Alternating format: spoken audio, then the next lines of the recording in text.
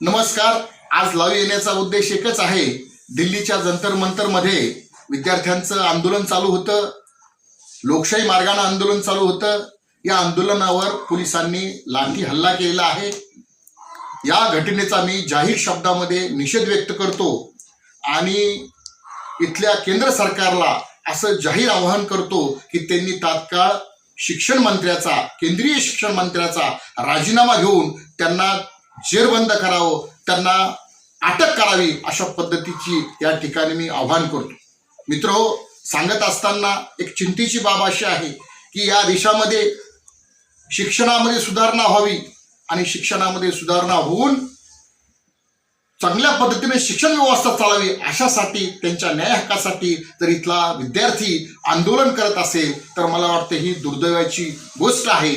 आपण यावर आत्मचिंतन करण्याची गरज आहे.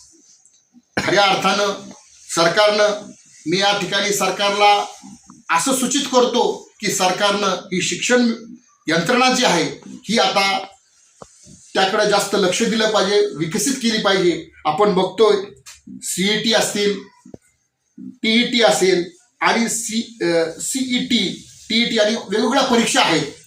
या महत्त्वाच्या आहेत, शिक्षकाच्या आहेत, डॉक्टरच्या आहेत. आणि अशा परीक्षेमध्ये पेपर फुटी होत असेल तर त्या विद्यार्थ्यांचं त्यांचं जे भविष्य आहे ते अंधारात येते. हे कुठंतरी तेच विद्यार्थी सरकारला सांगत असतील तर मला वाटते हे दुर्दैवी आहे आणि यावर तात्काळ उपाययोजना या ठिकाणी केली पाहिजे. आपण जर देशाचा इतिहास बघितला तर पूर्वी आपला जो देश आहे इंग्रजांच्या या ठिकाणी गुलाम झालेला होता. त्यांच्या मुक्ततेसाठी अनेक देशभक्तांनी या ठिकाणी आंदोलन केलं, देश ताब्यात घेतला आणि आता आपल्याला स्वातंत्र्य मिळालेलं आहे. आणि या स्वातंत्र्यामध्ये जर या ठिकाणी त्या काळात त्या देशभक्तांचं जे स्वप्न होतं की देश स्वतंत्र झाल्यानंतर काय होईल, तर आज आपण बघतोय देश स्वतंत्र झाल्यानंतर काय होईल, तर आपल्याला स्वातंत्र्य मिळेल. आपल्या अन्न, वस्त्र, वैद्यकीय सेवा, शिक्षण, रोजगार या मूलभूत गरजा आपल्या पूर्ण होतील असं त्या काळातल्या त्या देशभक्तांना वाटत होतं. त्यांचं बलिदान या ठिकाणी स्वातंत्र्याच्या लढ्यासाठी गेलेलं आहे. आणि आज देश स्वतंत्र होत आज 80 वर्ष झालेत मित्रांनो. आज 80 वर्ष होऊन देखील आपल्या अन्न, वस्त्र, वैद्यकीय सेवा, शिक्षण, रोजगार या मूलभूत गरजा पूर्ण झालेल्या नाही.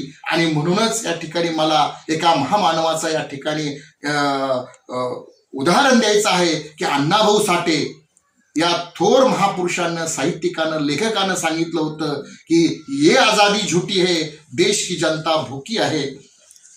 तुम्ही लक्षात ठेवा, जर अण्णाभाऊ साठे स्वातंत्र्याच्या आंदोलनानंतर जर असं जर म्हणत असतील की ये आजादी झुटी है, देश की जनता भूकी आहे, तर मग खरंच या ठिकाणी स्वातंत्र्य आपल्याला मिळालं का, हा प्रश्न या ठिकाणी उपस्थित आहे.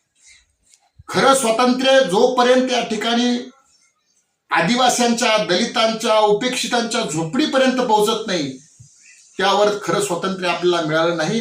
आणि हे करत असताना या सर्व समस्या कायम असताना जर शिक्षण क्षेत्रामध्ये जर या ठिकाणी तिथं पेपर फुटीसारखे गंभीर प्रकार होत असतील तर खऱ्या अर्थाने देशाला चिंतेची बाब आहे. आज केंद्रीय शिक्षण मंत्री राजीनामा द्यायला तयार नाही आणि राजीनामा जरी दिला तर मला वाटते त्याला जेलमध्ये टाकलं पाहिजे. आणि हे सर्व काम या ठिकाणी देशाचे पंतप्रधान मोदी सरकारने घेतलं पाहिजे. आज आपण बघतोय की जर आपण विदेशाची आणि आपल्या देशाची शिक्षण क्षेत्रातली प्रगती बघितली तर माझ्याकडे काही आकडेवारी आलेली आहे, तर मी ती सांगू इच्छितो तुम्हाला की भारत सरकार शिक्षणासाठी प्रति वर्षाला 799 रुपये खर्च करते. आणि आपल्या देशाच्या तुलनेत कोरिया सरकार एका विद्यार्थ्यावर या ठिकाणी 16,920 रुपये खर्च करतो. म्हणजे आपल्या देशाच्या तुलनेत 20 पट खर्च शिक्षण क्षेत्रामध्ये उत्तर कोरिया करते. म्हणजे उत्तर कोरियासारख्या देशाचा आदर्श आपल्या भारत देशाने घेतला पाहिजे.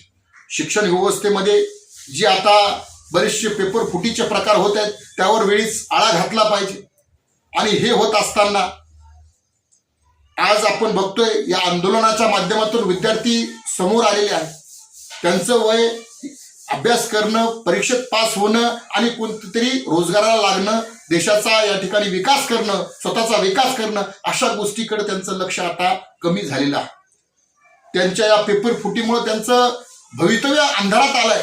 जर विद्यार्थ्यांचं भवितव्य अंधारात येत असेल तर देशाचं भवितव्य अंधारातच आहे, असं या ठिकाणी मी तुम्हाला जाहीरपणे सांगतो. आज आपण बघतोय पेपर फुटीच्या माध्यमातून 20 विद्यार्थ्यांचे या ठिकाणी बळी गेलेले आहेत. 20 विद्यार्थ्यांनी आत्महत्या केलेल्या आहे. मग तितकं बधीर दुर्दैवी सरकार, या संवेदना त्यांना जाणवत नाहीत का? 20 विद्यार्थी आणि त्यापेक्षा जास्त आकडा या ठिकाणी पुढे समोर येऊ शकतो. आणि म्हणून अशा या शिक्षण क्षेत्रात चाललेल्या अनवबोधी कारभाराची या ठिकाणी चौकशी झाली पाहिजे. तिथला जो केंद्रीय शिक्षण मंत्री असेल त्याचा राजीनामा तर घ्याच, पण त्याला जेलमध्ये डांबलं पाहिजे. आणि जेलमध्ये यासाठी डांबलं पाहिजे की दुसरा शिक्षण मंत्री ज्यावेळेस एखादी आपली जबाबदारी घेईल त्यावेळेस आपल्याला शैक्षणिक क्षेत्रामध्ये पारदर्शी या ठिकाणी व्यवस्था निर्माण करण्यासाठी तो ती चार्ज घेईल, ती शिक्षण मंत्री होईल, असं या ठिकाणी झालं पाहिजे. म्हणून मला या ठिकाणी तरुणांना देखील सांगायचंय की तुम्ही नक्कीच तुमच्या हक्क अधिकारासाठीचे आंदोलन करतायत, त्यासाठी आमचा जाहीरपणे या ठिकाणी पाठिंबा आहे. या आंदोलनामध्ये आता त्याला जसं आंदोलन वाढत आहे तर राजकीय या ठिकाणी रंग देखील चढलेला आहे. विविध राज्यातले नेते मंडळी या आंदोलनामध्ये सहभागी झालेले आहेत.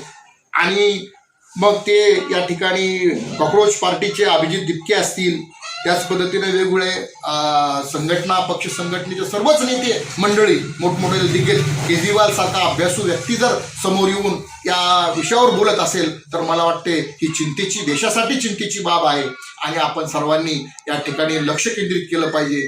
मला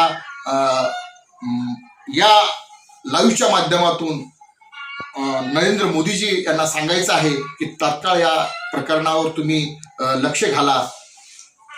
केंद्रीय शिक्षण मंत्र्याचा राजीनामा घ्या, त्याला जेलमध्ये टाका. आणि ज्यावेळेस नवीन तुम्ही शिक्षण मंत्री द्याल तेव्हा तो अभ्यासू, हुशार, ज्याला शिक्षण क्षेत्रातलं नॉलेज आहे असा हुशार व्यक्ती या केंद्रीय शिक्षण मंत्री म्हणून त्याची नियुक्ती करावी.